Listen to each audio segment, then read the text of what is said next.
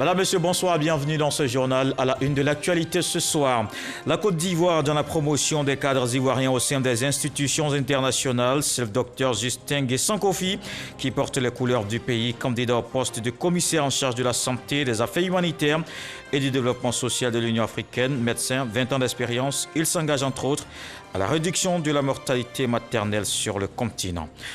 Fin de parcours pour un réseau de faussaires. Pour quelques billets de banque, il délivrait des certificats de Covid négatifs à des voyageurs qui n'ont pas effectué le test. Halte à la fraude. Les mises en garde du ministre de la Santé à Kaolé lance la traque contre ces personnes. Les fêtes de fin d'année sont terminées, moment de forte consommation, notamment en volaille. C'est l'heure du bilan pour les commerçants. Les aviculteurs et autres vendeurs ont fait des chiffres, ils s'en réjouissent. Après avoir écoulé leurs produits sur le marché, dans les fermes, on se prépare déjà à répondre aux besoins. Et puis en République démocratique du Congo, l'armée dresse le bilan des violences de fin décembre, début janvier sur différents fronts. De l'Est de la RDC, 6 militaires tués et 50 otages exécutés par des combattants du groupe Force démocratique alliée, les ADF, qui occupaient depuis 3 jours la localité de Los Lozes.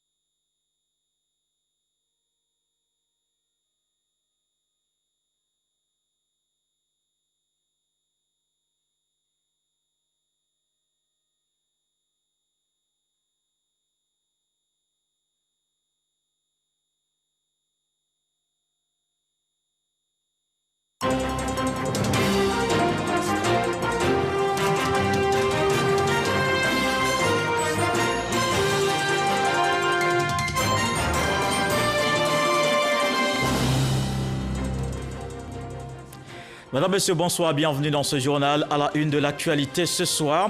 La Côte d'Ivoire dans la promotion des cadres ivoiriens au sein des institutions internationales. C'est le docteur Justin Nguessan Kofi qui porte les couleurs du pays, candidat au poste de commissaire en charge de la santé, des affaires humanitaires et du développement social de l'Union africaine. Médecin, 20 ans d'expérience, il s'engage entre autres à la réduction de la mortalité maternelle sur le continent. Fin de parcours pour un réseau de faussaires. Pour quelques billets de banque, il délivrait des certificats de Covid négatifs à des voyageurs qui n'ont pas effectué le test. Halte à la fraude, les mises en garde du ministre de la Santé. Docteur Eugène Akaouele lance la traque contre ces personnes. Les fêtes de fin d'année sont terminées, moment de forte consommation, notamment en volaille. C'est l'heure du bilan pour les commerçants, les aviculteurs et autres vendeurs ont fait des chiffres, ils s'en réjouissent après avoir écoulé leurs produits sur le marché. Dans les fermes, on se prépare déjà à répondre aux besoins. Et puis en RDC, l'armée dresse le bilan des violences de fin décembre à début janvier sur différents fronts. De l'Est de la République démocratique du Congo, 6 militaires tués, 50 otages exécutés par des combattants du groupe Force démocratique alliée, les ADF, qui occupaient depuis 3 jours la localité de Los Lozes. La Côte d'Ivoire porte son choix sur Dr Justin Nguessan Kofi pour le poste de commissaire chargé de la santé, des affaires humanitaires et du développement social de l'Union africaine. Médecin de formation, il totalise plus de 20 ans d'expérience professionnelle dans la coordination de projets. Sa candidature présentée à la presse devant plusieurs ambassadeurs. Nous Sangaré, Franck Adio. La Côte d'Ivoire, candidate à l'élection du poste de commissaire chargé de la santé, des affaires humanitaires et du développement social de l'Union africaine. Et c'est le docteur Justin Kofi Nguessan qui a été choisi pour porter les couleurs ivoiriennes à cette élection. Aussitôt présenté, le candidat ivoirien n'a pas manqué de dévoiler sa vision pour le rayonnement de l'institution au plan humanitaire, sanitaire et social. Ce que nous voulons, c'est redonner au continent son indépendance pharmaceutique. Nous voulons également faire en sorte que la mortalité maternelle baisse sur le continent, que les violences basées sur le genre diminuent sur le continent. Nous voulons mettre en place un vaste programme d'autonomisation des femmes et des filles pour le continent. Pour l'atteinte de cet objectif, Justin Kofi peut compter sur le soutien du chef de l'État qui entend à travers cette candidature faire la promotion des compétences de cadres ivoiriens au sein des institutions internationales. C'est avec beaucoup de plaisir et beaucoup de motivation que la Côte d'Ivoire a présenté et soutient cette candidature. Au demeurant, celle-ci s'est dégagée après une présélection qui a vu le docteur Kofi Justin se placer premier. C'est donc une vraie valeur que la Côte d'Ivoire soutient au niveau africain. Elles étaient là. À la présentation de la candidature ivoirienne, des chancelleries n'ont pas manqué de marquer leur satisfaction. Selon ma modeste personne, je pense que le candidat, il a le profil de prendre ce poste. Parce qu'avec l'expérience qu'il a au niveau de l'Afrique. Les élections pour le poste de commissaire chargé de la santé, des affaires humanitaires et du développement social sont prévues au prochain sommet de l'Union africaine qui se tiendra du 3 au 7 février 2021 à Addis Abeba, en Éthiopie. Les fêtes en général sont les moments où les populations s'approvisionnent le plus en volaille. Les récentes festivités de fin d'année n'ont pas manqué de créer le même engouement. Une semaine après, nos équipes sont retournées dans les marchés pour un bilan. On le verra, les aviculteurs se frottent les mains et se préparent déjà à réapprovisionner la chaîne de consommation qui ne s'arrête pas. C'est un reportage de Noussangaré et Issa Tionayo. Benjerville, nous sommes à la ferme de Mazalé, grossiste de volailles. Il a vendu des milliers de poulets pendant la période des fêtes.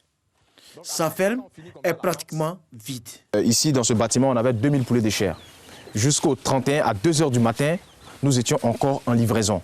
Chose que habituellement, quand ce n'est pas le mois des fêtes, à partir de 18 h déjà, les livraisons sont bouclées. Donc ici, il doit nous rester autour de 50 poulets de chair. Voilà, mais il faut dire que c'était les plus petits. Spécialement dans ce bâtiment, on avait un lot de 1600 dindes. Donc là, on a terminé la vente. Tout s'est très bien passé. Et on souhaite que tous les mois soient décembre. Comme lui, Kindo, gérant des fermes, affirme aussi avoir évacué le stock de volailles pendant ces fêtes. Vendeurs et revendeurs se sont frottés les mains. Là, on a vendu tout dans le là. Maintenant, le niveau là, c'est ça qui est là. On n'a pas encore commencé à vendre. Ce qu'on a vendu là, c'est 3000, ça marche bien même. Mais l'appréciation est différente chez ce grossiste, revendeur qui estime que même si les cages sont vides, la moisson n'a pas été bonne en termes de revenus. Avant, on nous donnait à 3000 francs le prix de gros. Aujourd'hui, c'est à 3500. Il y aura des morts. Tu vas payer, comme on appelle, l'aliment des poulets. Tu vas donner les apprentis qui travaillent avec toi, tu vas les donner. Tu vas payer ton transport, aller-retour. Tout ça là. Donc quand c'est comme ça là, vraiment après la fête, tu t'en sors avec zéro, hein, franchement. Ce constat des cages vides, il est fait chez plusieurs vendeurs. Quelques poulaillers fournis n'incitent pas à l'achat, même si les prix restent inchangés pour la plupart des revendeurs. Je n'ai pas le choix puisque ce matin, j'ai prévu faire un truc à mon papa. C'est le prix seulement que c'est petit. Si ça tenait qu'à moi-même, j'allais laisser. Pour payer les transports, à l'escalier un autre, vers le pays, tout près ici à Benjamin, en tout cas tout est fini, à la ferme c'est vite. Nous savons que toute entreprise a été secouée par la Covid. On n'arrivait pas à vendre auprès des grossistes parce que quand il y a le coup-feu, les marchés fermaient pratiquement à 16 h. Les hôteliers, il n'y avait plus de passagers, il n'y avait plus de voyageurs, c'était aussi compliqué parce qu'aucun éleveur n'a voulu prendre le risque de faire venir des poussins. Les fêtes terminées, il faudra encore attendre 1 à 3 semaines au moins pour que les poulaillers soient ravitaillés en volailles. En attendant, on continue de rester vigilant. La Covid-19 est encore active dans le pays.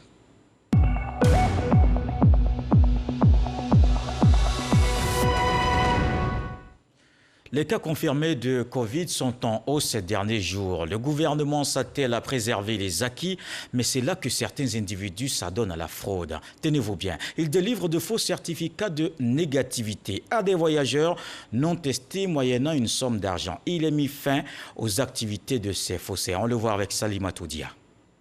C'est le ministre de la Santé et de l'Hygiène publique lui-même qui donne l'information. 2 réseaux de faussaires qui délivraient de faux certificats de négativité au Covid-19 ont été démantelés.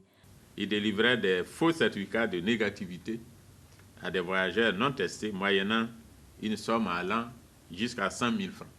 Ce type de situation, s'il continue, pourrait mettre à mal tous les efforts que le pays a fait en matière donc de lutte contre la Covid-19. Le ministre tape du poing sur la table. La traque est en cours à Abidjan. Des fraudeurs ou toute personne possédant une attestation illicite seront poursuivis par les tribunaux compétents. Depuis 3 mois, la Côte d'Ivoire enregistre des taux de positivité inférieurs à 5%. La maladie est sous contrôle avec des acquis à conserver. Et pour le ministre Aka Aoulé, pas question de régresser avec de tels agissements. Même ambition affichée. Avancer dans le domaine de l'environnement, cette fois, dans la zone de Grand Bérébi, il est créé une aire marine protégée. Un projet intégré bénéfique aux populations locales. La question abordée au journal de 13h dans le Dimanche Magazine. Herman Guivet a reçu Abou Bamba, le coordonnateur régional de ONU Environnement pour les océans. Je vous propose un extrait de l'entretien. À la mesure où c'est la première fois depuis l'existence de la Côte d'Ivoire qu'un gouvernement, que la Côte d'Ivoire se dote d'un tel outil de gestion des écosystèmes marins et côtiers. C'est la première fois aussi qu'un gouvernement dans ce pays-là aussi pose un tel acte pour la conservation de notre environnement. Dans le cadre de la Côte d'Ivoire, nous nous trouvons à Bérébi, dans une région où il y a pratiquement tout. Écosystème marin côtier, écosystème montagneux, écosystème forestier, écosystème terrestre. Dans le cadre du projet que nous avons en ce moment en Côte d'Ivoire, nous avons dégagé les mêmes moyens pour la Côte d'Ivoire et le Ghana. Pas anticiper sur la suite, mais c'est pour dire qu'il est prévu. Nous avons déjà commencé à travailler avec les autorités du Ghana pour la région Assini en Côte d'Ivoire et Alpha Assini au Ghana pour en faire une aire marine protégée aussi. Au niveau du Libéria, tout ce qui est embouchure du fleuve Cavali, donc qui est la frontière naturelle entre la Côte d'Ivoire et le Libéria, pour en faire aussi une aire marine protégée afin qu'on procède de façon intégrée, de façon régionale. La Côte d'Ivoire, le littoral, les 560 km de Tabou à Tiapoum, ici en Côte d'Ivoire, représentent une véritable opportunité de développement socio-économique. Lorsque nous appliquons les principes de l'économie bleue, nous arriverons par la pêche, l'énergie éolienne, l'énergie marémotrice, tout ce qui est tourisme durable, basé sur les côtes et les océans, tout ce qui est aussi développement agricole, mais qui ne pose que sur le littoral, c'est autant d'éléments qui vont permettre de gagner quelques points de croissance aujourd'hui en Côte d'Ivoire. La Côte d'Ivoire se développe vite et en rajoutant cet élément de mise en œuvre des principes de l'économie bleue, on arrivera encore à un développement beaucoup plus accéléré, à une création de richesses beaucoup plus accélérée et surtout à une distribution de richesses autour des populations littorales. Et l'onde de choc va se faire ressentir aussi à l'intérieur du pays. Avec Mamadou Kouassi, allons dans la région du Lodjibois. Le ministre Amédée Kofi Kwaku, en tournée de sensibilisation, ce cadre de la région appelle les communautés à la paix et au renforcement de la cohésion sociale. Il s'est rendu dans plusieurs sous-préfectures du département de Divo. Air Makono. Cette localité du département de Divo a enregistré un grave accident de la circulation causant la mort de 2 enfants. Après des manifestations provoquées par cette situation, le calme est de retour. Le ministre Amédée Kofi Kwaku, cadre de la région du Lodjibois, est allé à la rencontre des populations. Il y est également pour apporter la compassion du gouvernement, mais aussi pour appeler les populations à la retenue. Amédée Kofi Kwaku annonce des mesures sécuritaires. Donc j'ai demandé qu'on enlève les barrages et qu'on va mettre des dos d'âne. On va mettre des dos d'âne pour que les voitures puissent aller doucement. Ne plus qu'il y ait de morts et de blessés ici au Boudou. Tout ce qu'on peut faire pour ne pas qu'il y ait d'accident encore au Boudou, on va faire ça. En tout cas, vous pouvez compter sur nous. Après Air Makono, le ministre Amédée Kofi Kwaku et sa délégation ont rencontré les différentes communautés des villages de Kwamekro et d'Ogoudou. À chacune des rencontres, c'est le message de paix et de développement qui est passé. Auparavant, on faisait la politique exclusive. Si c'est mon frère qui est candidat, il faut que je vote mon frère. Mais aujourd'hui, on a vu que cela ne nous est pas arrangé. Ça a envoyé tout un tas d'histoires. Donc nous avons besoin maintenant de faire une politique inclusive. C'est-à-dire celui qui vient, qui peut nous amener au développement. C'est la personne à qu'on suit. Amédée Kofi Kwaku soutient que le climat de paix qui prévaut depuis des mois dans la région du Lot-et-Ivoire doit demeurer afin d'aboutir à des élections législatives apaisées. Les élections présidentielles se sont passées en octobre 2020. Nous savons tout ce qui s'est passé dans ce pays au cours de cette élection. Et il va y avoir les législatives. Et il était bon que nous puissions nous entretenir d'abord avec nos parents pour leur passer le message de paix et de cohésion, mais aussi pour les inviter à participer aux élections législatives. Parce que quand le gouvernement va prendre des projets, c'est l'Assemblée nationale qui va valider. Donc pour que la majorité des députés soient des députés RHDP. Les projets de développement entamés dans ces différentes localités vont se poursuivre, a indiqué le ministre Amédée Kofi Kwaku. Et nous poursuivrons également ce tour de l'actualité. Escale dans le Béret, 2 véhicules flambant neufs remis au chef du canton Sia et au chef du village de Fouanga. Nous sommes dans la sous-préfecture de Kongasso, un don du sénateur de la région afin de faciliter la mission de promotion du vivre ensemble et de la cohésion sociale. C'était à l'occasion d'une cérémonie d'intronisation qu'on voit avec Léon Brou. Son règne s'étend sur 18 villages. Voici le chef du canton Sia, intronisé avec le chef du village de Fouanga, toujours dans la sous-préfecture de Kongasso, région du Béret. Descendants de chefs coutumiers, Badioti Oté et Sori Bagaté savent leur mission, telle qu'expliquée par les cadres et les autorités administratives. Fédérer les forces vives en vue du développement et aplanir les éventuels différends pour maintenir dans leur contrée la fraternité, l'unité, la cohésion, le vivre ensemble et la paix.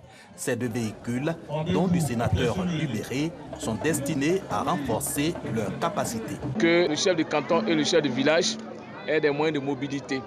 Aujourd'hui, donc, vient de faire droit à ses promesses. Le sous-préfet, c'est un homme de paix. Il va donner des conseils que mon oncle, il doit se comporter comme un chef. Donc, il n'est pas là pour régler le compte, il est là pour nous mettre ensemble. On peut tout avoir dans l'entente. Ces véhicules, bien appréciés des bénéficiaires au regard de la complexité de leur mission avec la montée des crises du fait des problèmes fonciers et autres conflits agriculteurs-éleveurs et de l'étendue de leur canton.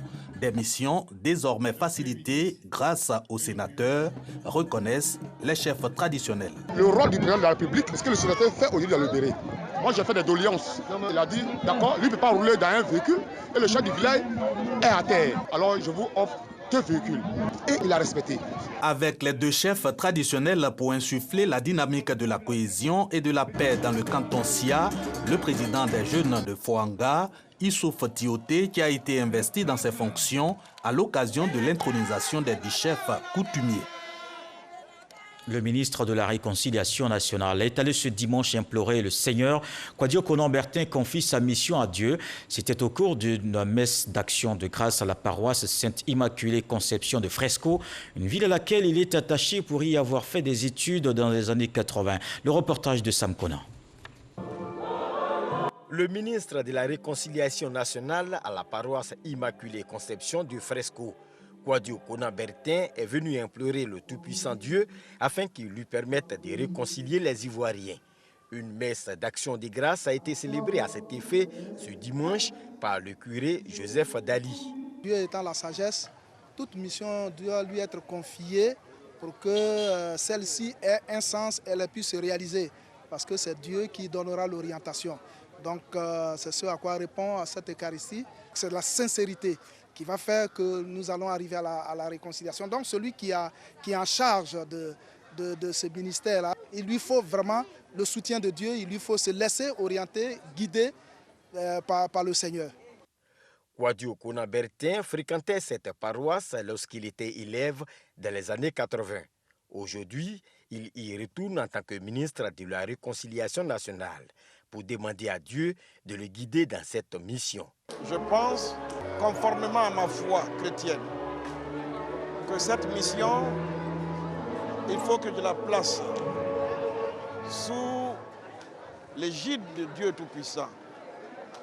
Je suis venu ce matin me confier à lui afin que lui-même m'éclaire, lui-même me guide et qu'il me mette à cœur toutes les actions et toutes les paroles qui vont justement apaiser le cœur des Ivoiriens et nous amener à nous pardonner mutuellement.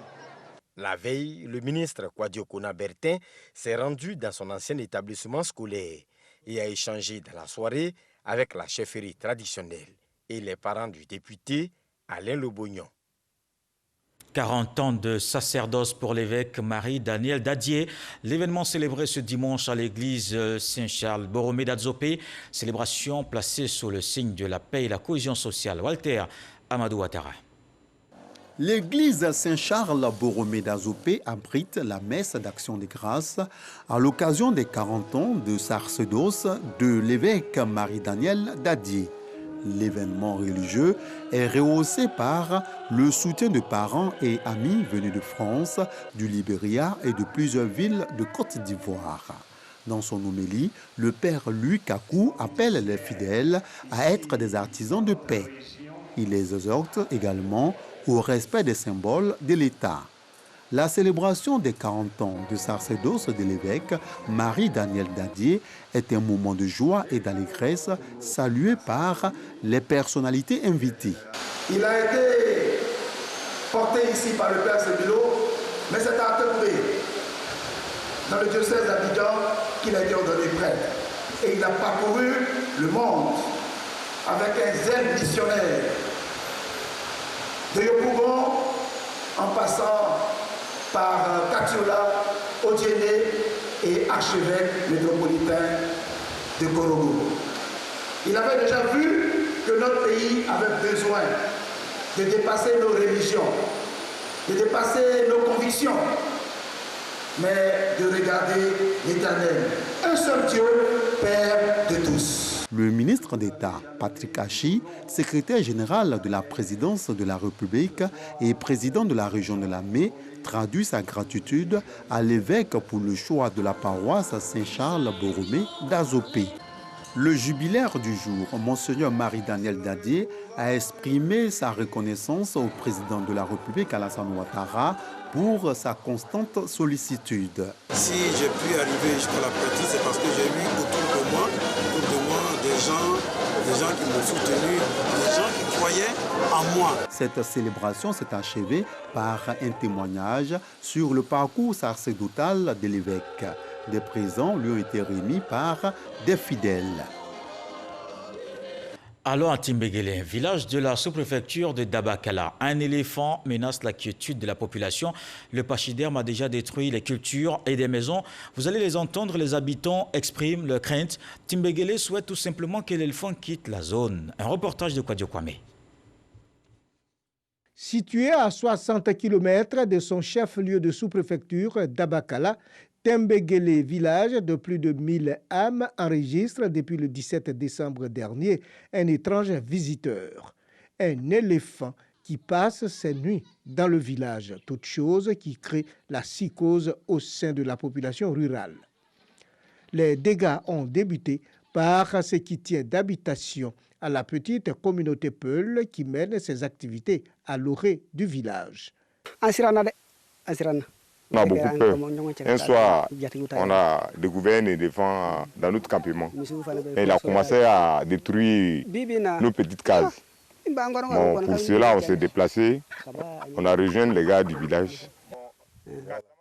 Une présence qui a fortement modifié les habitudes des habitants de Timbégélé. Actuellement, on n'arrive même pas à dormir. À partir de 17h seulement, tu t'amuses à te promener seulement, il va faire des dégâts. L'essentiel, le plus difficile même, si sans l'odeur de manger dans ta maison seulement, tu es foutu. On ne peut même pas aller au champ. Depuis le 17 décembre jusqu'à présent, on perd le riz à manger. On a peur de l'éléphant. S'il te trouve avec la moto, il gâte la moto. Il gâte la culture, l'igname, bananieux, riz, tout. Vraiment, ça nous trouble. Chercher une solution pour venir prendre, pour qu'on puisse être à l'aise au moins. Remettre le pachyderme en un endroit approprié pour la sécurité des populations est tout le souhait exprimé par tous les habitants de Timbégélé. Pour l'heure, le tout Timbégélé vit la peur au ventre. Et si on libérait en Zouglou? Les 30 ans de ce rythme musical ivoirien, célébré hier au stade de l'université Félix Houphouët-Boigny d'Abidjan, un retour aux sources, là où tout a commencé. Billy Didier, précurseur, saisit l'occasion pour la célébration de ses 30 ans de carrière. Plusieurs autres artistes étaient de la partie. On le voit avec Issa Tionayo.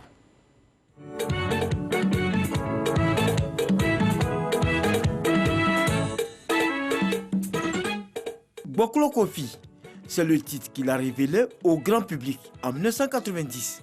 Billy Didier, c'est de lui qu'il s'agit, à porter haut les couleurs du Zouglou au sein de la musique ivoirienne et même au-delà des frontières du pays. Né à la cité universitaire de Yopougon, ce nouveau rythme dénonce les difficultés vécues par les étudiants et soutenu par une gestuelle pour implorer le Seigneur afin de les résoudre. C'est cette musique qui a aujourd'hui 30 ans.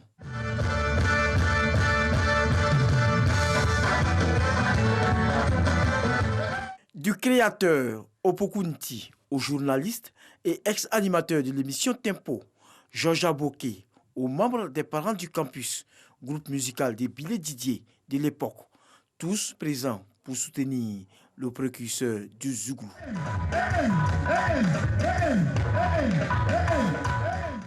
On a rencontré en 1990 nos amis du campus Ambiance, à commencer par Billy Didier. Je me suis dit, c'est ça qui va faire la musique ivoirienne parce que ça n'appartient à aucun groupe ethnique de Côte d'Ivoire.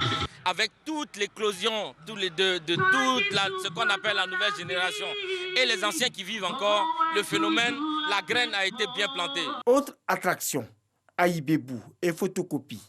L'un, compagnon de scène de l'artiste, et l'autre, admirateur depuis l'enfance du chanteur.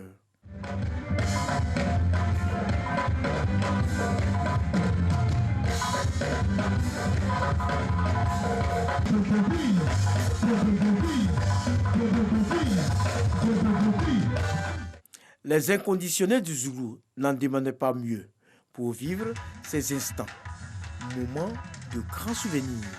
Le Zouglou n'est pas mort, loin de là, bien au contraire. Il a cet été réinspiré, réinventé, redit autrement, mais le Zouglou vit toujours et vivra encore pendant longtemps. Une pirogue en guise de cadeau offert par Célestin Kouala, un inconditionnel du Zouglou, et un gâteau ont permis de célébrer les 30 ans de carrière de Billy Didier. La fête s'est poursuivie jusque tard avec d'autres artistes, dont Lago Paulin.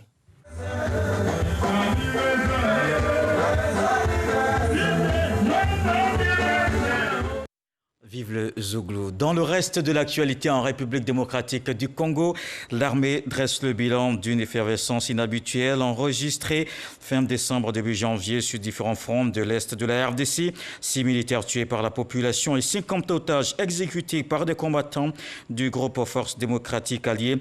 Le 5 janvier, l'armée a lancé une offensive pour déloger des ADF de la localité de Los Dos qu'ils avaient occupée pendant 3 jours. C'est dans leur débandade qu'ils ont commis ces crimes. Le 31 décembre, au moins 25 civils ont été tués par des combattants ADF d'origine ougandaise dans le village Tingwe. Comme tous les dimanches, place au tour de l'actualité internationale.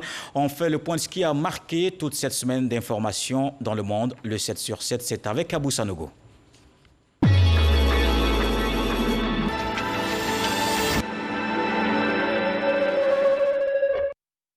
C'est un véritable drame qui est survenu au Niger.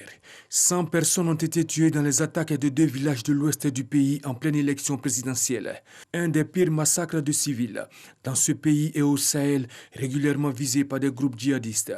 La double attaque qui n'a pas été revendiquée a été perpétrée par des terroristes venus à bord d'une centaine de motos pour attaquer ces 2 villages. Le président sortant Faustin Archange Touadéra a été déclaré vainqueur de la présidentielle du 27 décembre 2020 avec 53,92% des voix par l'autorité nationale des élections.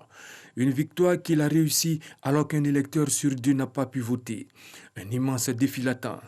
Relever un pays et une population meurtrie par la guerre civile, une économie totalement détruite et regagner un immense territoire sous la coupe des groupes armés. Plusieurs personnes ont été tuées dans le centre du Mali, l'armée française affirmant avoir frappé des dizaines de djihadistes, tandis que des villageois et une association locale parlaient de civils atteints par un appareil non identifié lors d'un mariage. Des manifestants pro-Trump sont parvenus à s'introduire dans le Capitole à Washington, interrompant la séance consacrée à la certification des résultats de la présidentielle. Ils ont fait irruption lors des débats de la Chambre des représentants, ont investi les terrasses du Capitole et provoqué l'évacuation des bâtiments du Congrès. Un nouveau palier est franchi. La Covid-19 a fait 200 498 morts sur plus de 212 millions d'habitants au Brésil. Le deuxième bilan le plus lourd après les États-Unis. Mais le dernier bilan officiel du ministère de la Santé montre des données inquiétantes. Un record de nouvelles contaminations et pas moins de 1524 nouveaux décès enregistrés au cours des dernières 24 heures. Le deuxième chiffre le plus élevé depuis le début de la pandémie. Le Parti congolais du travail a investi officiellement vendredi Denis Sassou Nguesso comme son candidat à l'élection présidentielle qui doit se tenir au plus tard le 21 mars. Le Parti congolais du travail, qui a cumulé 46 ans au pouvoir, a tenu jeudi et vendredi dans la capitale la première session extraordinaire de son comité central pour décider cette investiture. Denis Sassou Nguesso, 77 ans, dont 36 au pouvoir. De 1979 à 1992, puis depuis 1997, ne s'est pas encore prononcé. Au lendemain du crash d'un avion indonésien en mer avec 62 personnes à bord, des morceaux de corps et des débris ont été retrouvés dimanche au large de la capitale Jakarta. Les autorités ont par ailleurs affirmé avoir localisé les boîtes noires de l'appareil.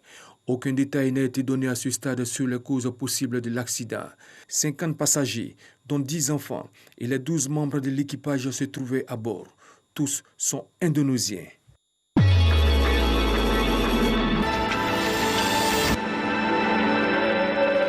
Et avant de refermer ce journal, je vous donne les chiffres de ce dimanche. 268 nouveaux cas de Covid-19, 128 guéris. Il n'y a pas de décès. La Côte d'Ivoire compte donc 23 750 cas confirmés, dont 22 570 guéris. Le ministère de la Santé appelle les populations à continuer l'observation des gestes barrières.